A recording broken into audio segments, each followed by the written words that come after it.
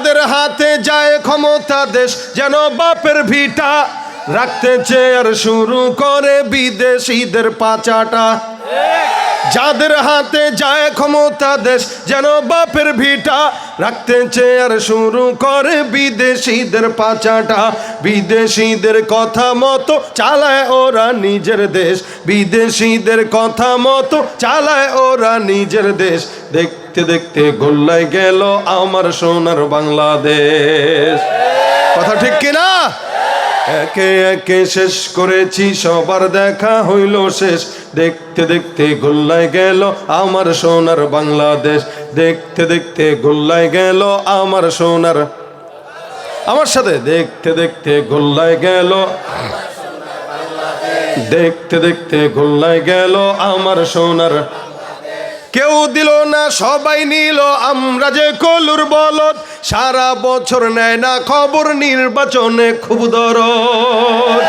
কেউ দিল না সবাই নিল, আমরা যে কলুর বলদ, সারা বছর নেয় না খবর, নির্বাচনে খুব দরদ।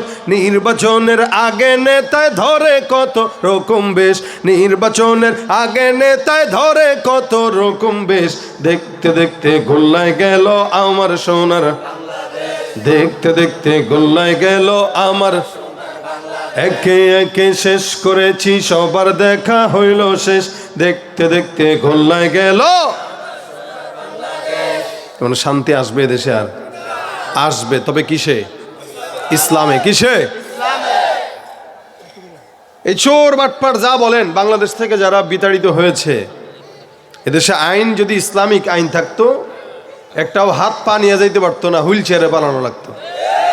চুরি করার দায় কারো হাতও থাকতো না, পাও থাকতো না।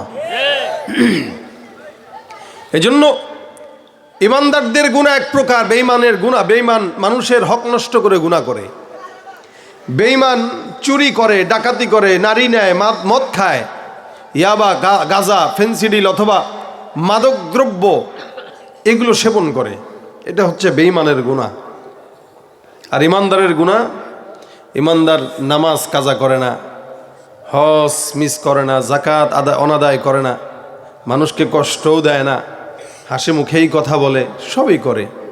কিন্তু ইমানদার একটা গুনাহকে পছন্দ করে, ওই গুনাহটার নামই হচ্ছে গীবতের গুনাহ। কিসের? গীবত। নামাজ পড়ে মসজিদ থেকে বের হয়েই চায়ের দোকানে বসে গীবত শুরু করে। তালিম শুরু করতেছে, তালিম শেষ, বাস একসাথে 10 জন মিলা গীবত শুরু হয়ে গেছে।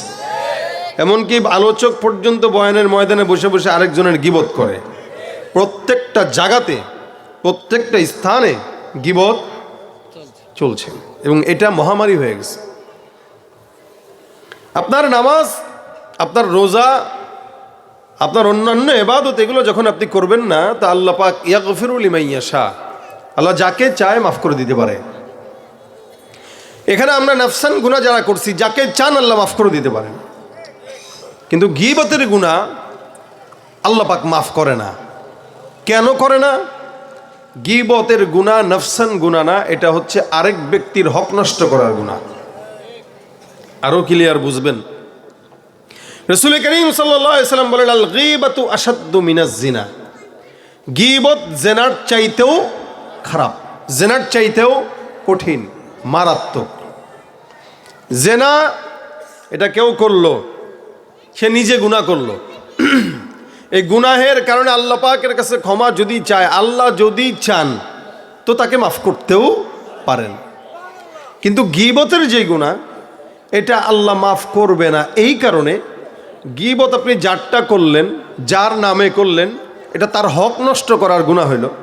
ওই বান্দা যতক্ষণ ক্ষমা না করবে ততক্ষণ আল্লাহও ক্ষমা করবে। তার মানে জেনার চাইতেও মারাত্মক গুনাহ কিসের নাম? গীবত। বলেন, গীবত। এই জন্য আল্লাহ পাক বলেন, ইয়া আইয়ুহাল্লাযীনা আমানু ইজতানিবু কাসীরাম মিনাজ জান, তোমরা ধারণা থেকে বাঁচো। এই ধারণা বশবীত হয়েই মানুষ গীবত করে। সিনেমা হলের সামনে দিয়ে একটা হুজুরকে আসতে দেখতেছে, রে গেছে মোল্লায়, সিনেমায় গেছে রে, হে আঙ্গু ইমাম সাহেব নি, চল মানুষরা জানাই এই হুজুরে যেন বাদ দেয়। অত হুজুর বাজার থেকে আইসা কোনো মতে শর্ট রাস্তার জন্য চিপা দিয়ে বেরোইছে, এ ধারণা করছে। এই কারণে আল্লাহ বলেন ইন্না বা'দাজ জন্নি ইসমুন, অধিকাংশ ধারণাই কি হয়? অপরাধ, গুনাহ, অন্যায়। আর মানুষ গীবত যখন করে তখন আরেকজনকে ছোট মনে করেই গীবত করে, নিজেকে বড় সাজার জন্য। চায়ের দোকানগুলো, মাশাআল্লাহ, এলাকার চায়ের দোকানগুলো সব এক একটা বিশাল বড় বড় সংসদ। এই সংসদ ভবনে বসে বসে স্পিকার থাকে চাওয়ালা, রুটি উঠানোর টাকা না থাকলেও 32 ইঞ্চি টিভি লাগানোর টাকা শয়তান তারা ঠিকই ম্যানেজ করে দিছে। আর এই চায়ের দোকানগুলোতে পোলাপান না যেমন তেমন মুরব্বীরা সারাদিন বসে থাকে। কোন মুরব্বীরা বসে যেগুলোর বাসা বাড়িতে কাম নাই, বউ দাম দেয় না, নাতি দাম দেয় না, মসজিদেও দাম পায় না, কই যাবে? তো চায়ের দোকানদারে নিজের সংসদ বানায় নেয়, বসে বসে মোহতামিম কি করলো, ইমাম কি করলো, বক্তা কি বললো, ওই হুজুর কি বললো, সারা দুনিয়ার মানুষের তলা খোসানি, অথচ নিজের তলায় দোষের অভাব নাই। এজন্য আল্লাহ পাক বলেন ইয়া আইয়ুহাল্লাযীনা আমানু জিতানিবু কাসীরাম মিনাজ-জন, খবরদার বান্দা ধারণা থেকে বাঁচবা, ধারণা করে কেউ কাউকে কথা বলবা না। কারণ জমিনের মধ্যে অধিকাংশ মানুষ যে ধারণা করে, এই ধারণাগুলা অন্যায়, অপরাধ, এই ধারণা খারাপ। জমিনের মধ্যে কোনো বান্দা যদি আরেক বান্দার ভালো চায়, সে যেন গীবত না করে, তাকে সংশোধনের নিয়তে বলে। মানুষ তার জবানের হেফাজত করা, এটা অনেক বড় ইবাদত। নবী করিম সাল্লাল্লাহু আলাইহি ওয়াসাল্লাম হাদিসের মধ্যে বলেন মান সাকাতা নাজা, কেউ যদি নিজের জবানটাকে চুপ রাখে, কথা কম বলে, আল্লাহর নবী বলেন যেই বান্দা যত কথা কম বলবে, ওই বান্দা আল্লাহর থেকে তত বড় নিরাপদ থাকবে।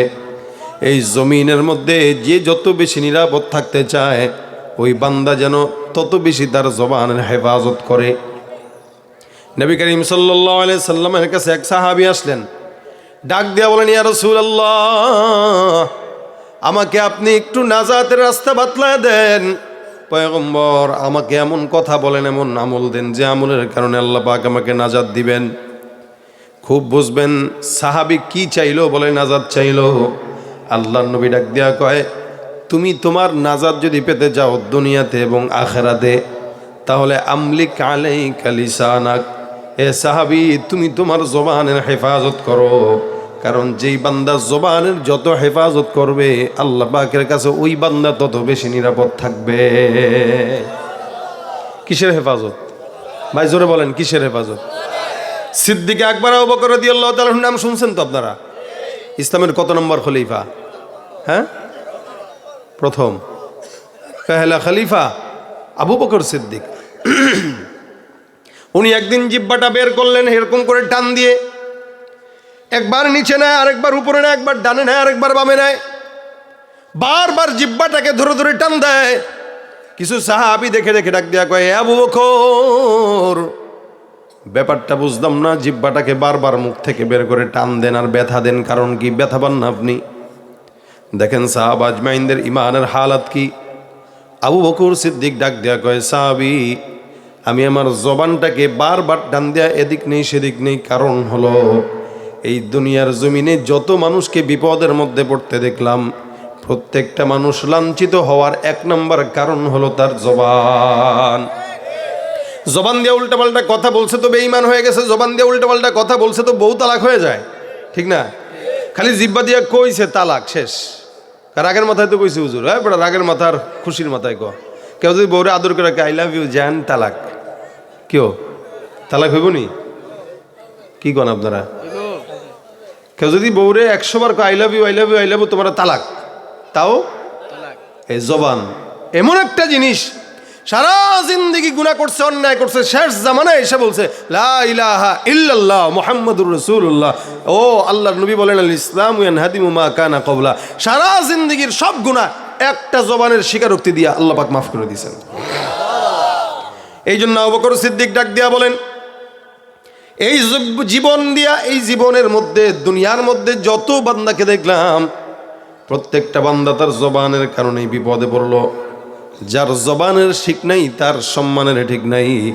এই কারণে নবী করিম সাল্লাল্লাহু আলাইহি ওয়াসাল্লাম অন্য হাদিসের মধ্যে বর্ণনা করেন, নবী বলেন, তুমি তোমার দুইটা জিনিসের গ্যারান্টি দাও, আমি আল্লাহর নবী তোমাকে জান্নাতের গ্যারান্টি দিয়ে দিব। সুবহানাল্লাহ। আল্লাহর নবী ডাক দিয়া বলেন, এক নম্বরে তুমি আমাকে গ্যারান্টি দাও, তোমার 2 রানের মাঝখানে যেই লজ্জাস্থান আছে এই লজ্জাস্থানের গ্যারান্টি তুমি আমাকে দিবা। 2 নাম্বার 2 চোয়ালের মাঝখানে যেই জিহ্বা আছে জিহ্বার গ্যারান্টি তুমি আমাকে দিবা। নবী ডাক দিয়া বলেন, যার লজ্জাস্থানের গ্যারান্টি আছে আর জিহ্বার গ্যারান্টি আছে, অর্থাৎ লজ্জাস্থানকে অন্য কোনো জায়গায় ব্যয় করে নাই, বিবি ছাড়া, হালাল জায়গা ছাড়া, আর জিহ্বাকে গীবত, শিকায়েত, পরনিন্দা, প্রতিহিংসা, মিথ্যা থেকে হেফাজত করে। নবী বলেন, যেই বান্দা আমাকে 2টা জিনিসের গ্যারান্টি দেয়, আমি নবী ওই বান্দাকে জান্নাতের গ্যারান্টি দিলাম। আল্লাহ নবী ডাক দিয়া বলেন, তুমি 2 জিনিসের গ্যারান্টি দাও, আমি তোমাকে জান্নাতের গ্যারান্টি দিব। এই জন্য আবু বকর ডাক দিয়া বলে, সাহাবা, আমি আমার জিহ্বাটাকে ডানে নেই বামে নেই কেন? আমার জিহ্বা দিয়ে আমি পর্যন্ত কোনোদিন উল্টাপাল্টা কথা বলি নাই, বলতেও চাই না। যার কারণে মাঝে মাঝে জিহ্বাটাকে শাসন করে বলি, খবরদার উল্টাপাল্টা কথা বলবা না। কারণ উল্টাপাল্টা কথা যারা বলে তাদের সম্মানও থাকে না, এমনকি কখনো ক্ষমতাও থাকে না। কি বুঝেন নাই মনে হয় কথাটা? জবান দিয়া খালি বলছে রাজাকারকে দিব, ক্ষমতার 40 মিনিটের টাইমে বেঁধে নিয়ে গেছে। কি ঠিক না? যদি জবান দিয়া বলতো, এই কথা না বলতো, ক্ষমতা যাওয়ার সম্ভাবনা ছিল না। আল্লাহ কয়, তোর ক্ষমতা যাওয়া দরকার, বহুদিন ছিল, এতদিন থাকলে মুশকিল, এই কারণে আমি তোর জবান দিয়া ঠাস করে বাড়ি করে দিছি একটা শব্দ। তো জবানের শব্দ উল্টাপাল্টা হয়ে গেছে, তো ক্ষমতার গদি আর ক্ষমতায় থাকে নাই, ওপারে পালায় চলে গেছে। এটা হইল জবানের হেফাজত না থাকার একটা কুফল। যার জবানের গ্যারান্টি নেই তার ক্ষমতার গ্যারান্টি থাকে না, জবানের গ্যারান্টি নেই ইমানের গ্যারান্টি থাকে না, জবানের গ্যারান্টি নেই সম্মানের গ্যারান্টি থাকে না। এই জন্য রাসূল বলেন, যে যত বেশি চুপ থাকবে ও তত বেশি বুদ্ধিমান, ও তত বেশি নাজাত পাবে। সুবহানাল্লাহ। চুপ থাকা এটা বুদ্ধিমানের আলামত, আর বটবট বটবট করা, সারাদিন পড়র পড়র পড়র পড়র, এগুলো হলো মূর্খতার আলামত। এক জায়গায় বসলে দেখবেন 10 জন মানুষের ভিতরে একটা থাকে পড়র পড়র করেনেওয়ালা, ওরে তলা হাত দিয়া দেখবেন ওর ভিতরে কলস খালি, ও বাজে বেশি। আর যে বুদ্ধিমান এ খালি শুনে, হ্যাঁ একবার এখানে দেখায়, এবার দেখে, হ্যাঁ বুঝছি। আর যদি বলেন ভাই আপনি কিছু বলেন, কি বলবো, সব তো আপনারাই বলছেন, আমার বলার নাই। বুদ্ধিমান কথা বলে না, আর বোকা ও কথা বলে মানুষকে জানান দেয় আমি কিন্তু সব বুঝি, এই সব বুঝি মনে করে সে পটর পটর করে বেশি। এই জন্য রাসূল বলেন, তুমি নাজাত পেতে চাও তো আমলিক আলাইকা লিসানাক, খবরদার কারো গীবত শিকায়েত করবে না। আমার আল্লাহ ডাক দিয়া বলেন, ওয়ালা ইয়াগতাব বা'দুকুম বা'দা, একে অপরের গীবত করবে না। গীবতটা মানে কি? আল্লাহ পাক রব্বুল আলামিন বলেন, আইয়ুহিব্বু আহাদুকুম আন ইয়াকুলা লাহমা আখিহি মাইতা ফাকারিহতুমু। আল্লাহ পাক ডাক দিয়া বলেন, তোমাদেরকে যদি তোমাদের মৃত ভাইয়ের গোশত দেওয়া হয় তোমরা খাবা? বলে না না, তোমরা এটাকে অপছন্দ করবা। ঠিক তেমনইভাবে কেউ যদি গীবত করে শিকায়েত করে, সে যেন তার আপন মৃত ভাইয়ের মরা ভাইয়ের গোশত খাইল। নাউযুবিল্লাহি মিন যালিক। কত বড় কথা!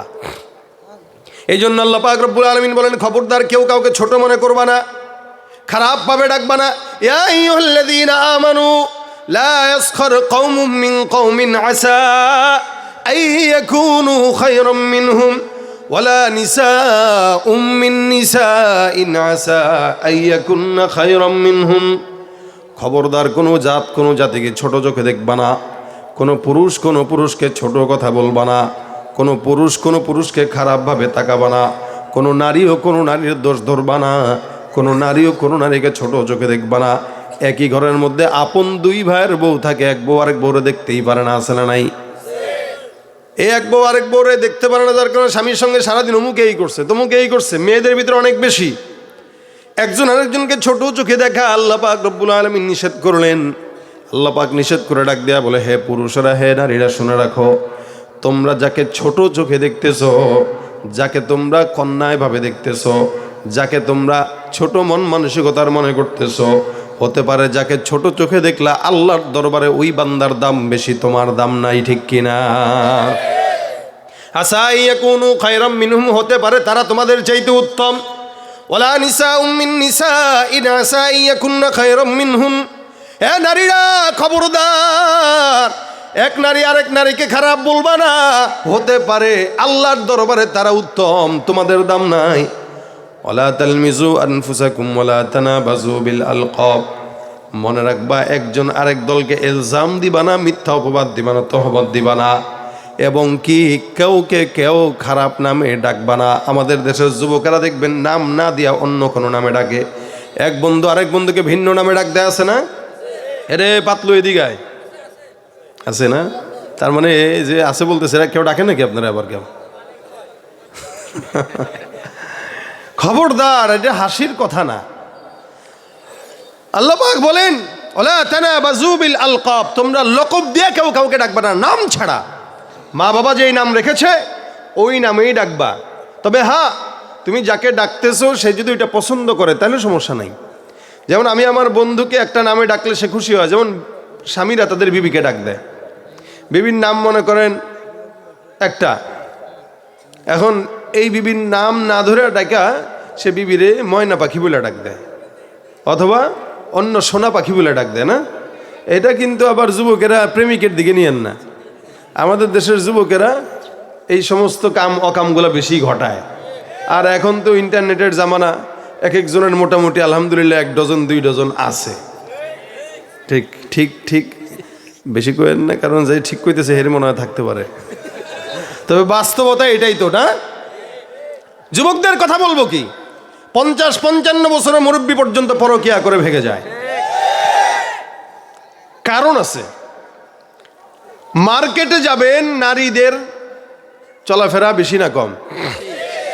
নারীদের উলঙ্গপনা বেহায়াপনা বাড়ছে যতদিন থেকে, ঠিক তখন থেকে সমাজের পরকিয়া আর জেনা ব্যভিচার বেড়ে গেছে।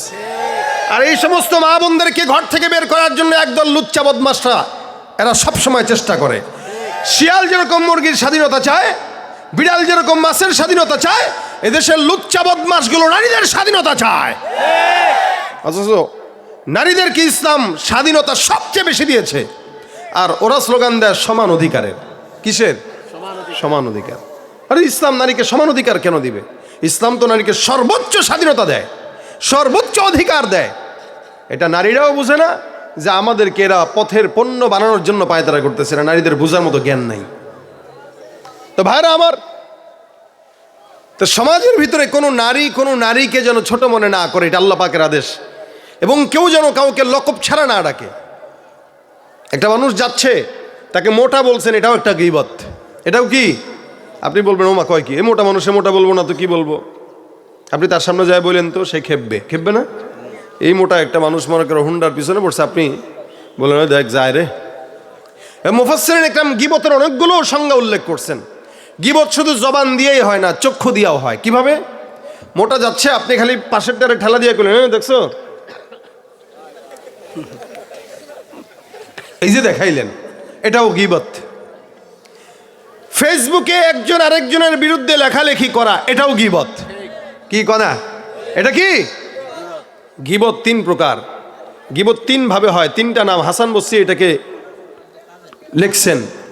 1 নম্বর গীবত মানে একটা অপরাধ একটা মানুষের ভিতরে আছে, ওইটা আপনি তার অগোচরে ওইটা নিয়ে আলোচনা করা, এটা কি গীবত। 2 নম্বর ইফক বলা হয় যেটা শুনবেন ওইটাই বলবেন। দোস্ত শুনছো কই? এলাকার চায়ের মোড়ের দোকানের হুনস নাই, চায়ের দোকানের শুনস নাই। কি বললো? চায়ের দোকান হইল তথ্য সংগ্রহকারী, ওখান থেকে তথ্য সংগ্রহ হয়েছে। এই যে যেটা শুনছে ওটাই বলছে। রাসূল বলেন কাফা বিল মারই কাযিবান আন ইউহাদ্দিসা বিকুল্লি মা সামিআ, মিথ্যাবাদী হবার জন্য এতটুকুই যথেষ্ট, সে যেটা শুনে ওটাই বলে। এটাকে ইফক বলে। 3 নম্বর বুহতান, অর্থাৎ অপবাদ দেওয়া, মানে আপনার ভিতরে এটা নাই কিন্তু আপনার নামে চাপায় দিচ্ছে। আমাদের দেশে মনে করেন চাপায় দিয়া মামলা দেয়, আছে না? এই ছেলে জঙ্গি না, সন্ত্রাস না, তারে সন্ত্রাস বইলা চালায় দেন। এই ছেলে মাদক ব্যবসায়ী না, তার পকেটের ভিতরে এমনি একটা ঢুকাই দিয়া বাস চালান দিয়া দিছে। অপবাদ, মারাত্মক অন্যায় এগুলো। এবং কেউ কাউকে নাম ধরে ডাকা, এটাও গীবত। সুতরাং আম্মা জান আয়েশা রাদিয়াল্লাহু তাআলা থেকে একটা হাদিস বর্ণিত আছে, শুনেন। হযরত রাসূল সাল্লাল্লাহু আলাইহি ওয়াসাল্লামের একজন বিবি ছিলেন, নাম সাফিয়া। আম্মা জান আয়েশা একবার ঘরে ঢুকছেন, সাফিয়াও ঘরে ঢুকছেন, দুজন বিবি, তার মানে সতীন। কি সতীন? এবং সতীন দেখতে পারে না। যদিও রাসূল সাল্লাল্লাহু আলাইহি ওয়াসাল্লামের বিবিদের ব্যাপারে এগুলো ছিল না, কিন্তু তারা প্রতিযোগিতা লাগতো যে তার চেয়ে আমি বেশি ভালোবাসবো, এই ভালোবাসার প্রতিযোগিতা লাগতো। তো আম্মা জান আয়েশা রাদিয়াল্লাহু তাআলা আনহা তারে দেখে বলতেছেন, ইয়া রাসূলুল্লাহ সাফিয়াতু হাকাযা হাকাযা। সাফিয়া রাদিয়াল্লাহু তাআলা একটু মোটা ছিলেন দেখতে। আম্মা জান আয়েশা কয়, সাফিয়া তো এরকম এরকম মোটা মোটা। নবী আমার ডাক দিয়া বলে, হে আয়েশা, তুমি সাফিয়ার অগোচরের সাফিয়াকে মোটা বললা, তুমি কি জানো তোমার এই গুনাহটা কত মারাত্মক গুনাহ? তোমার এই কথার গন্ধ যদি সমুদ্রের পানির মধ্যে নিক্ষেপ করা হতো, সমুদ্রের পানি দুর্গন্ধ হয়ে যেত, তোমার কথার দুর্গন্ধ কোনোদিন শেষ হতো না। আম্মা জান আয়েশা রাদিয়াল্লাহু তাআলা আনহা ডাক দিয়া বলেন, ইয়া রাসূলুল্লাহ, আমি তো তাকে গীবত করার জন্য বলি নাই, আমি এমনিই বললাম। নবী ডাক দিয়া বলেন, হ্যাঁ, গীবত করার জন্য বলা দরকার নাই। একটা মানুষের কোনো খারাপ দিক নিয়ে তার অগোচরে বর্ণনা করাটার নাম হলো গীবত। নবী করিম অন্য হাদিসে বর্ণনা করেন, একটা লোক জান্নাতের ঠিকানা পেয়ে আল্লাহর দরবারে কিয়ামতের ময়দানে জান্নাতি হয়ে গেছে। আমার আল্লাহ ডাক দিয়া বলে, বান্দা যাও, জান্নাতের সার্টিফিকেট দিলাম, ঢুকে জান্নাতে ঢুকে যাও। ইমানদার বান্দা জান্নাতের কাঠ নিয়ে জান্নাতে ঢুকবে। ঢুকতে যাবে এমন সময় পিছন থেকে একজন বান্দা ওই আল্লাহর বান্দার কাছে এসে ডাক দিয়া বলবে, ভাই, আমি তোমার কাছে একটু পাওনাদার আছি, তোমার কাছে আমার কিছু পাওনা আছে। জান্নাতে যাবার আগে বান্দা আমার পাওনাগুলো আমাকে একটু দিয়া যাও। নিশ্চিত যেই বান্দা জান্নাতি হবে ওই বান্দা বলবে, আল্লাহ, আমি তো জান্নাতে ঢুকেই যাচ্ছিলাম, মালিক এই বান্দা আবার কি চায়? দুইজন বান্দার মাঝখানে কথা হবে। বান্দা ডাক দেয়া কবে, ভাই, তোমার তো জান্নাতের ঠিকানা হয়ে গেছে, তুমি জান্নাতে দৌড় দিতেছো, আমি তো 20টা নেকির জন্য জান্নাতে যেতে পারতেছি না, আটকায় গেছি। সুতরাং তুমি আমাকে 20টা নেকি দাও, আমি জান্নাতে যেতে চাই। 20টা নেকি কোন জায়গার থেকে দেবো? আমার তো জান্নাতে যাওয়ার রাস্তা এই হয়ে গেছে, যদি 20টা নেকি দেই কম হয়ে যাবে। ওই 20টা নেকির কারণে আল্লাহর কাছে বান্দা বলবে, মালিক, আমার কাছে তো নেকি নাই, যেটা আছে এটা দিয়ে তো জান্নাতে যাচ্ছি। আল্লাহ, এই বান্দাটা আমার কাছে নেকি চায়। আল্লাহ কেন চায় আমি জানি না। বান্দা ডাক দেয়া করবে, তুমি জানো না এলাকার মধ্যে আমার নামে গীবত করে করে মানুষের কাছে আমার সম্মান নষ্ট করেছ। যেদিন আমার সম্মান নষ্ট করলে আমি সবর করলাম, দুনিয়ার কোনো মানুষকে বলি নাই, আল্লাহকে বলছি, মালিক, এই সবরের বিনিময়ে তুমি আমাকে জান্নাতের নেয়ামতগুলা দিও। আজকে তুমি জান্নাতি হয়ে গেছো, আমার তো 20টা নেকির কারণে আমি জান্নাতে যেতে পারতেছি না। যতক্ষণ পর্যন্ত 20টা নেকি না দিবা ততক্ষণ আমি তোমাকে মাফ করব না। এই নিশ্চিত জান্নাতি বান্দা ডাক দেয়া বলবে, আল্লাহ, আমাকে তো জান্নাতের মেহমান বানায় দিয়েছ, মালিক এই বিষয়টা সমাধান করে দাও। আমার আল্লাহ ডাক দেয়া বলবে, হে ইমানদার মুমিন, সব কিছু ক্ষমা করে আমি আল্লাহ তোমাকে জান্নাতের সার্টিফিকেট দিয়া দিলাম, তুমি জান্নাতে ঢুকবা। কিন্তু তোমার কাছ থেকে একজন মানুষ 20টা নেকি পাও না, গীবতের কারণে, তার হক নষ্ট করার কারণে আমি আল্লাহ আমার সমস্ত হক তোমাকে মাফ করলাম। এই বান্দা যতক্ষণ তার হক মাফ না করবে ততক্ষণ তুমি জান্নাতে ঢুকতে পারবা না। এবার ওই নিশ্চিত জান্নাতি বান্দা তার 20টা নেকি এই বান্দাকে দিয়ে দিবে। এখন এই বান্দা হাসতে হাসতে হাসতে হাসতে আল্লাহর জান্নাত, আর যেই বান্দার কাছে ছিল জান্নাত, ওই বান্দাটা 20টা নেকি কম থাকার কারণে সোজাসুজি জাহান্নামে ঢুকে যাবে। নবী করিম সাল্লাল্লাহু আলাইহি সাল্লাম ডাক দিয়া বলে, কারণ ওইটা ছিল বান্দার হক। যতক্ষণ বান্দা ক্ষমা না করবে আল্লাহ পাক বান্দাকে মাফ করবে না। কিয়ামতের ময়দানে অসংখ্য ইমানদার মুমিন বান্দা শুধুমাত্র গীবত করার কারণে গুনাহ নিয়ে নিয়ে এক একজন জাহান্নামে ঢুকবে, আর যাদের গীবত করবে এরা তাদের নেক নিয়ে আল্লাহর জান্নাতে ঢুকে যাবে। সুবহানাল্লাহ। এ ভাইরা আমার, এটা মারাত্মক গুনাহ, মারাত্মক অন্যায়। এই কারণে খুব বুঝবেন, জমিনের মধ্যে যত বান্দারা আমরা আছি প্রত্যেকটা ইমানদার বান্দার জন্য আমাদের উচিত, আল্লাহ পাক রব্বুল আলামিনের তরফ থেকে এই আয়াতগুলো আমাদের জন্য শিক্ষা। আমার আল্লাহ বলেন, খবরদার খবরদার, ওয়ালা তালমিজু আনফুসাকুম ওয়ালা তানাবাজু বিল আলকাব। কেউ কারো গীবত করবা না, শিকায়াত করবা না, ছোট মনে করবা না। কেউ যদি কারো অন্যায় করে গীবত করে শিকায়াত করে, বলা হয় যে শিকায়াত যার করলো, গীবত যার করলো, ওই গীবতকারী যার গীবত করলো তার সমস্ত নেকগুলো, গুনাহগুলো তার আমলনামায় আসে, আর যার গীবত করলো তার কাছে সমস্ত নেকগুলো চলে যায়। আপনি আপনার শত্রুর গীবত করলেন, আপনি আপনার শত্রুকে কোনোদিন কেউ যদি বলে ভাই আপনি কি তাকে চান জান্নাতে দিবেন, বলবেন না না জান্নাতেও যাবে, এত সোজা। আপনি তো জান্নাতের গন্ধও সে শুনুক এটা চান না, এটা সে আপনার শত্রু। কিন্তু আপনি গোপনে গোপনে একদিকে নামাজ আদায় করেন, আরেকদিকে গীবত করে নামাজের সমস্ত গুনাহগুলো আপনি নষ্ট করে দেন। দান সৎকা করেন, গীবত করে দানের গুনাহগুলো নষ্ট করে দেন। উই পোকা যেরকম মানুষের সম্পদ নষ্ট করে, গীবত নামক ব্যাধিটাও ইমানদারের ইমান কেমনি নষ্ট করে দেয়। এই জন্য ভাইরা আমার, প্রতিনিয়ত আমাদের গীবতের গুনাহ হয়। একদিকে নামাজ, একদিকে গীবত, একদিকে হজ। আমি এমন লোককেও দেখেছি যারা আল্লাহর ঘর হজে তাওয়াফ করতেছে, সাফা মারওয়া সাই করছে, ওদিক দিয়ে গীবত করতেছে, তার খবরও নাই যে একদিকে নেক আরেকদিকে গুনাহগুলা, নেকগুলো চলে যাচ্ছে আরেকজনের কাঁধে। এজন্য আমি বলি গীবত যদি করতে হয় নিজের মা বাবার গীবত করেন। করবেন নি আপনারা মা বাবার গীবত? কথা কয় না, করবেন কেউ?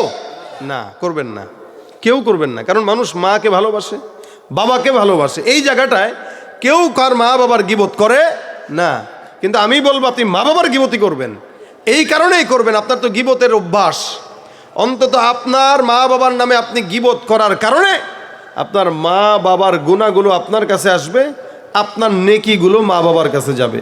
তো আপনার নেকি আপনার মা বাবার কাছে যদি যায়, তো ঘরের নেকি ঘরেই থাকলো, মা বাবা জান্নাতে গেল। কি বলেন? কথা বুঝেন না আপনারা? অযথা কক্সবাজার থাকে যে লোক, এই লোকটা জান্নাতে পাঠায় লাভ কি? দূরের শত্রুকে জান্নাতে পাঠায় লাভ কি? নিজের মা বাবারা জান্নাতে পাঠান, তাদের হক আছে, তা আপনাকে জন্ম দিয়েছে, বড় করছে। হ্যাঁ, তাহলে আপনার গুনাহগুলো, আপনার নেকগুলো নিয়ে মা বাবা জান্নাতে গেল, আর তাদের গুনাহগুলো নিয়ে আপনি জাহান্নামে গেলেন। বলতে পারবেন যে যাক অন্তত মা বাবাটারও জান্নাতে পাঠাইছি। কিন্তু আপনি কিন্তু মা বাবার গীবত করবেন না। সুতরাং আপনি আরেক মুমিন ভাইয়ের গীবত কিভাবে করেন? এখন আসেন, গীবত কারটা করতে পারবেন, কার গীবত করা যায়? গীবত দুই শ্রেণীর গীবত করা, এটা আপনার জন্য আমার জন্য ইমানই দায়িত্ব। যেমন আমি একটু আগে বলছিলাম আব্দুল লতিফ সিদ্দিকী, সে বলছে কি আমি কোনোদিন গুনাহ করি নাই, এ তো শয়তান। ওর ব্যাপারে মানুষকে সতর্ক করা এটা ইমানই দায়িত্ব। দুই ব্যাপারে গীবত করা ইমানই দায়িত্ব। একটা হচ্ছে যদি সামাজিক কোনো ক্ষতি হয়, যার মাধ্যমে সমাজের ক্ষতি হচ্ছে, রাষ্ট্রের ক্ষতি হচ্ছে, দেশে অরাজকতা সৃষ্টি হচ্ছে, ফিতনা ছড়াচ্ছে, এই টাইপের লোকের গীবত না, বরং এই তার ব্যাপারে সতর্ক করা ইমানই দায়িত্ব। দুই প্রকার, এমন কোন লোক যেই লোকের মাধ্যমে দ্বীনের ক্ষতি হয়, দ্বীনের অপব্যাখ্যা করে, সমাজে বেদাত ছড়ায়, গুমরাহি ছড়ায়, এই ভণ্ড হুজুরের ব্যাপারেও মানুষকে সতর্ক করা ইমানই দায়িত্ব। একদিকে যার মাধ্যমে দেশের ক্ষতি হয়, আরেকদিকে যার মাধ্যমে ইমানের ক্ষতি হয়। এই দুই প্রকার মানুষ ছাড়া অন্য কারো গীবত যদি করতে হয়, যদি কিছু বলতেই হয়, সেটাও তো আল্লাহ পাক কেমনে বলা লাগবে বলে দিছেন না? আল্লাহ পাক বলেন ইন্নামাল মুমিনুনা ইখওয়াতুন ফাআসলিহু বাইনা আখাওয়াইকুম। এ মুমিনের দল, তোমরা একে মুমিন আরেক মুমিন ভাইয়ের দোষ যদি জানো, তোমরা ইসলাহের নিয়তে সংশোধন করে দাও। নিজের আপন ভাইয়ের দোষ যখন হয়, কেউ কাউকে বলে না। আপন ভাইয়ের অন্যায় কেউ কারো কাছে প্রকাশ করে না। আমি আমার আপন ভাইয়ের যদি কোনো ভুল থাকে, এটা আমি আমার ভিতরে লুকাইবো, আমার মা বাবাকে বলতে পারি, এর বাহিরে বলবো না। আল্লাহ পাক রব্বুল আলামিন বলেন তোমার কোনো ইমানদার মুসলমান ভাই যদি অন্যায় করে, তুমি তার কাছে যাও, আর দিলের দরদ থেকে তার সঙ্গে তুমি বলো, ভাই তোমার এই কাজটা ভালো না, এই কাজটা তুমি তোমার ভিতর থেকে দূর করে দাও। সংশোধনের নিয়তে বলবা, খবরদার এলাকার মধ্যে ছড়ায় অমুকে খারাপ, তমুকে খারাপ, তারে চিনি হ্যান ত্যান বইলা নিজের ইমান নষ্ট করবা না, আমল নষ্ট করবা না। কারণ নবী বলেছেন যার জবানের হেফাজত নাই, তার জান্নাতেরও গ্যারান্টি নাই, ঠিক কিনা? এই জন্য মুসলমান ভাইরা আমার, গীবত হুজুরের না কইরা, ইমানদারের না কইরা, যেগুলো চুরি করে, ডাকাতি করে, দান্দাবাজি করে, এগুলার ব্যাপারে মানুষকে সতর্ক করেন। কারণ আমাদের সমাজে চোর বাটপার ধান্দাবাজ ভরে গেছে, আমাদের সমাজে অসৎ ব্যবসায়ী ভরে গেছে, আমাদের সমাজে সিন্ডিকেট ব্যবসায়ী ভরে গেছে, আমাদের এই সমাজে ভণ্ড মাজার পূজারি আছে। যদি বিরোধিতা করা লাগে তাদের বিরোধিতা করেন। একজন মুমিনের অযথা ভুল ধরে ধরে আপনার আমলনামা নষ্ট করে নিজে জাহান্নামের ঠিকানায় না যে, বরঞ্চ আগে যদি কারো ভুল থাকে তাকে সুন্দরভাবে বলে বুঝায়া এরপরে তাকে সাবধান করেন। কিন্তু এটা না করে পাড়ায় পাড়ায়, মহল্লায় মহল্লায় অমুকের গীবত তমুকের গীবত করে করে যত ইবাদতগুলো গোপনে গোপনে করতেছেন সব ইবাদতগুলো আস্তে আস্তে ধ্বংস হয়ে যাচ্ছে, আপনার নিজের হুঁশ নেই। এই জন্য এখন থেকে নিয়ত করেন গীবত করব না ইনশাআল্লাহ। আর গীবত মানুষ অহংকার বশতই করে। হাসান বসরি বলেন এই অহংকারের উদাহরণটা হইল, আপনি পাহাড়ের চূড়ায় উঠলেন, পাহাড়ের চূড়া আপনি একা উঠছেন মনে করেন। আচ্ছা বলেন, নিচে যদি 100 মানুষ থাকে আপনি তাদেরকে বড় দেখবেন না ছোট দেখবেন? হ্যাঁ, ছোট দেখবেন, পিঁপড়ার মতো। আপনার চোখ কয়টা? 2টা। একটা মানুষ যদি উপর থেকে একজন হয়ে 100 জনের দিকে তাকায়, কয় চোখে তাকাইলো? 2 চোখে। দেখলো কয়জনকে? 100 জনকে। 2টা চোখ দিয়ে আপনি 100 জন মানুষকে পাহাড়ের উঁচু থেকে ছোট দেখতেছেন, কিন্তু নিচে যারা আছে তারাও কিন্তু উপরের মানুষটাকে কি দেখে? ছোটই দেখে। তাদের চোখ কয়টা? হ্যাঁ, 100 মানুষের চোখ কয়টা? 200। আপনি 2 চোখ দিয়ে 100 মানুষটা ছোট দেখেন, আর নিচের 100 মানুষ 200 চোখ দিয়ে আপনাকে ছোট দেখে। এটা অহংকারীর অবস্থা। এ সারা দুনিয়ার মানুষকে সে ছোট মনে করে, কিন্তু দুনিয়া তারে ছোট মনে করে, এমনকি আল্লাহও তাকে ছোট মনে করে। এই কারণে আমরা কারো দোষ ধরবো না, যদি ধরা লাগে সুন্দর করে বলে বুঝায় সাবধান করব। এটা হলো ইমানের পরিচয়, ঠিক না? এই জন্য আজকে থেকে নিয়ত করেন কারো ব্যাপারে গীবত, শেকায়েত, পরনিন্দা, প্রতিহিংসা মূলক কোনো কথাবার্তা আমরা বলবো না ইনশাআল্লাহ। জোরে বলেন না ইনশাআল্লাহ। আমাদের শীতে ধরছে আপনাদের, তাহলে এরকম চুপচাপকে আপনারা? মানুষ তো শীতের ভিতরে চিল্লান দিয়া তকবির দিয়া গরম বানাইবেন, আপনিও গরম হইবেন, আমারও গরম বানাইবেন। আপনারা আমার ঠান্ডা বানায় রাখছেন। আপনারা হইলেন হেল্পার।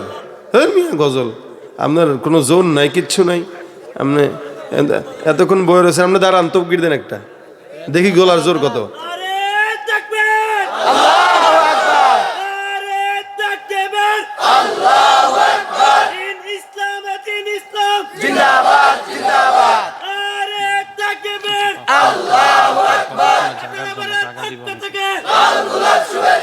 লড়াইয়ের ওই ময়দানেতে যেতে তোমাকে হবে, প্রয়োজনে সব রক্তটুকু জমিনেই ঢেলে দেবে। লড়াইয়ের ওই ময়দানেতে যেতে তোমাকে হবে, প্রয়োজনে সব রক্তটুকু জমিনেই ঢেলে দেবে। তবুও তোমায় লড়তেই হবে, মানিবে না পরাজয়। তবুও তোমায় লড়তেই হবে, মানিবে না পরাজয়। বিপ্লব মানে জীবন দেয়া বসে থাকা নয়, সে কোনো দিন আসবে না রে করো যদি ভয়। আসবে বিজয় রক্ত আর জীবনের বিনিময়, আসবে বিজয় রক্ত আর জীবনের বিনিময়। বিপ্লব মানে জীবন দেয়া বসে থাকা নয়, সে কোনো দিন আসবে না রে করো যদি ভয়। শাসনের নামে কেউ বা পিছছে মেহনতি জনতারে, ইমানের উপর আঘাত ওরা হানিছে বারে বারে। শাসনের নামে কেউ বা পিছছে মেহনতি জনতারে, ইমানের উপর আঘাত ওরা হানিছে বারে বারে। প্রতারণার ওই ফাঁদে পড়ে মোরা জীবন করেছি ক্ষয়, প্রতারণার ওই ফাঁদে পড়ে মোরা জীবন করেছি ক্ষয়। বিপ্লব মানে জীবন দেয়া বসে থাকা নয়, সে কোনো দিন আসবে না রে করো যদি ভয়। ঠিক কিনা? আল্লাহ আমাদের ইমানকে কবুল করুক, গীবত থেকে হেফাজত করুক, বলেন আমিন।